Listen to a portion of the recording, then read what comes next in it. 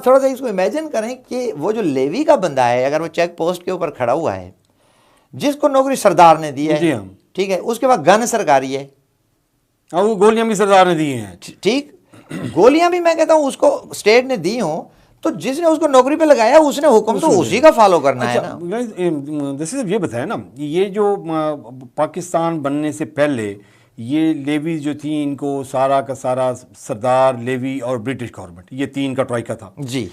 पाकिस्तान बन गया जी। उसके बाद तो ब्रिटिश गवर्नमेंट तो निकल गई जी। अभी वो लेवी वाला जो स्टेटस था वो एज इट इज रहा, एज इट इज अभी भी है, अभी भी है, तो उसको अभी भी स्टेट पैसे देती है जी, अभी भी उसको स्टेट पैसे दे रही है। तो ये प्रॉब्लम्स हैं बलूचिस्तान के, जो असल में लोगों को पता ही नहीं है। अच्छा, नहीं, जो स्टेट उसको सरदार को पैसे दे रही है, सपोज आप एक सरदार को तो नहीं दे रही, लेवी को दे रही है, तो लेवी है तो, लेकिन लेवी में कोटा है, कोटा है। अब जैसे बॉर्डर मिलिट्री है डीजी खां में, यहाँ भी कोटा है, तुमंदारों का कोटा है, यानी बुजदार ट्राइब आबाद है जिस एरिया में, वहाँ पे बुजदारों के बंदे भर्ती होंगे, बुजदार का जो सरदार है वो रिकमेंड करेगा कि ये बंदा भर्ती हो। इसी तरह आप गुरचानियों के इलाके में चले जाएंगे तो गुरचानी डिसाइड करेंगे कि कौन हो, आप लिगारियों के इलाके में तो लिगारी, तो वो अपने अपने हिस्से का सारे भर्ती करा लेते हैं। मेरा कंसर्न दस्ती सब ये था कि जी जब मैं एक इलाके का सरदार हूँ जी, मैंने 500 बंदों की लेवी भर्ती करनी है जी, आप स्टेट में बैठे हुए हैं, आपने मुझे पैसे देने हैं उन लेवी के जी। अच्छा, जब मैं बिगाड़ पैदा करता हूँ तो आप मुझे क्यों नहीं कहते? स्टेट को कहना चाहिए ना उनको, जब पैसे दे रही है, उनको पाल रही है। हाँ, अब देखें ना, ये एक बड़ी आपने बीच में से नुक्ता निकाला है। अब ये समझने वाली बात है क्या है ये कि वही इकनॉमिक इशू जिसकी हम बात कर रहे थे कि बलूचिस्तान में चूँकि बलोच एरियाज़ में स्पेशली इतने रिसोर्सेज नहीं हैं, ये लोग माइनिंग वाइनिंग करने नहीं देते अपने इलाकों में, और एग्रीकल्चर सेटअप कोई इतना अच्छा है नहीं, पानी की वजह से ज़मीनें भी मुनासिब नहीं हैं, बहुत थोड़े से अजला हैं जहाँ पे कोई इसका सिस्टम है। तो जो बलोच का सारा, बलोच सरदार का जो सारा मुआशी निज़ाम है वो दो चीज़ों के ऊपर चल रहा होता है। अच्छा, एक तो ये अनफेयर मीन्स, ठीक है, जिसमें वो आप उसकी स्मगलिंग भी शामिल कर लें, आप उसकी ये चोरों डकैतों की सरपरस्ती कह लें उसको, इसी तरह से मुख्तलिफ तरह की कार्रवाइयाँ जिसको आप सोशल क्राइम कह दें, ठीक है वो।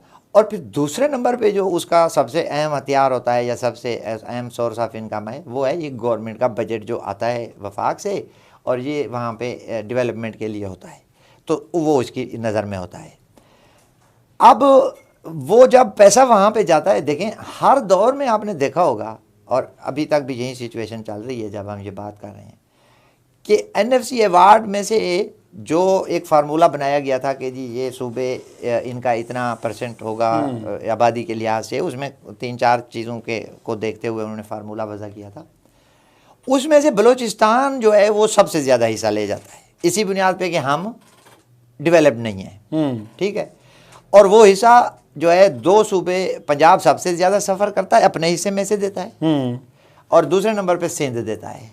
सरहद का मुझे कंफर्म नहीं है कि वो देता है या देता है तो बहुत थोड़ा देता है, लेकिन ये 2 सूबे तो मुझे श्योर। अच्छा, ये एक तो ये इस तरफ ज़्यादा पैसा चला जाता है उसके पास।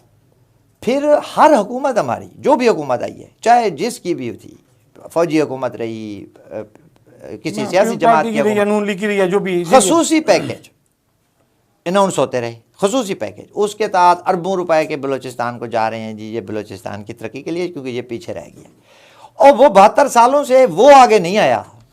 मेरा क्वेश्चन भी यही था कि पॉलिटिकल फोर्सेस जब पैसे दे रही है, ठीक है, नहीं मैं अपने बच्चे को पैसे देता हूँ या ये 10,000 रुपये ले, ठीक है, ये काम करने, तो वो नहीं करता तो मैं उसे पूछूंगा ना। अब बात है आपके सवाल की तरफ। अब वो जो पैसा है वो तो हड़प कर जाता है किसी न किसी रंग में सरदार, ठीक है, कागजों में रोड भी बन जाता है, डैम भी बन जाते हैं, स्कूल भी बन जाते हैं, फलां फलां हो जाता है। अगले साल पता चलता है जी सैलाब आया, लूट खत्म हो गया, ये हो गया, वो हो गया।